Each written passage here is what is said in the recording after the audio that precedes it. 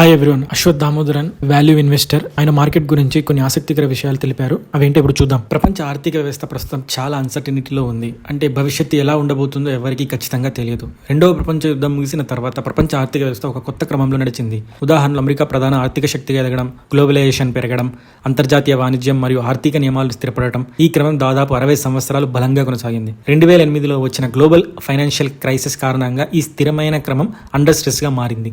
అప్పటి నుంచి ప్రపంచ ఆర్థిక వ్యవస్థలో అనిశ్చితి పెరిగింది. అమెరికా, చైనా పోటీ, కొత్త నాయకులు తమ దేశ ప్రయోజనాలను ముందు పెట్టడం, గ్లోబలైజేషన్ బదులుగా ప్రొటెక్షనిజం రావడం.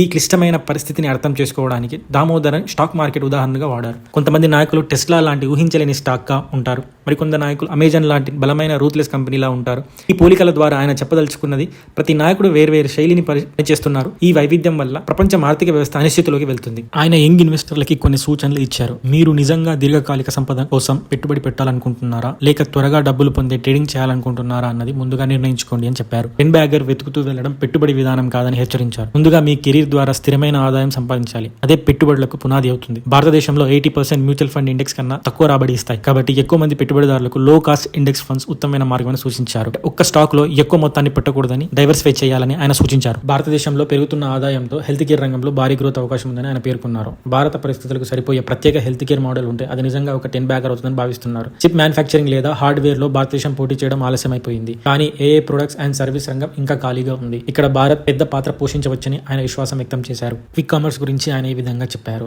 క్విక్ కామర్స్ అంటే చాలా తక్కువ సమయంలో అవసరమైన వస్తువులు ఇంటికి చేరడం. ఇది ఫుడ్ డెలివరీ మాత్రమే కాకుండా గ్రోసరీలు, రోజువారీ అవసరాలు, మెడిసిన్స్, ఇతర చిన్న వస్తువులకు కూడా కలిగి ఉంటుంది. ఉదాహరణకు జొమాటో ప్రారంభంలో జొమాటోని మార్కెట్ రెస్టారెంట్ ఫుడ్ డెలివరీ కంపెనీగానే చూసింది. ఇక్కడ ప్రతి ఆర్డర్ పై మంచి లాభం ఉంటుంది. ఎందుకంటే రెస్టారెంట్ భోజనాలపై మార్జిన్స్ ఎక్కువగా ఉంటాయి, ఆల్మోస్ట్ 20 to 30%. ఇప్పుడు జొమాటో కేవలం ఫుడ్ కాకుండా గ్రోసరీ అండ్ ఇతర దినసర వస్తువులు డెలివరీ చేయడం మొదలుపెట్టింది. దీని వలన మార్కెట్ చాలా పెద్దదవుతుంది. ఫుడ్ డెలివరీ లక్షల కోట్ల market, grocery delivery plus essential మరింత పెద్ద మార్కెట్. గ్రోసరీ లేదా ఎఫ్ఎంసీజీ ఉత్పత్తులపై లాభం చాలా తక్కువగా ఉంటుంది. సాధారణంగా 5 to 10% మాత్రమే ఉంటుంది. కానీ రెస్టారెంట్ ఫుడ్ డెలివరీపై లాభం ఎక్కువగా ఉంటుంది, 20 to 30% ఉంటుంది. మార్కెట్ జొమాటో ఇప్పుడు క్విక్ కామర్స్ లోకి వెళ్ళింది. చాలా పెద్ద మార్కెట్ దొరుకుతుంది అని హైప్ చేస్తుంది. కానీ వాస్తవానికి మార్కెట్ పెరిగినా లాభం తగ్గవచ్చు, ఎందుకంటే గ్రోసరీ మార్జిన్స్ చాలా తక్కువగా ఉంటాయి. దీన్ని గుర్తించకపోతే పెట్టుబడిదారులు మోసపోవచ్చు.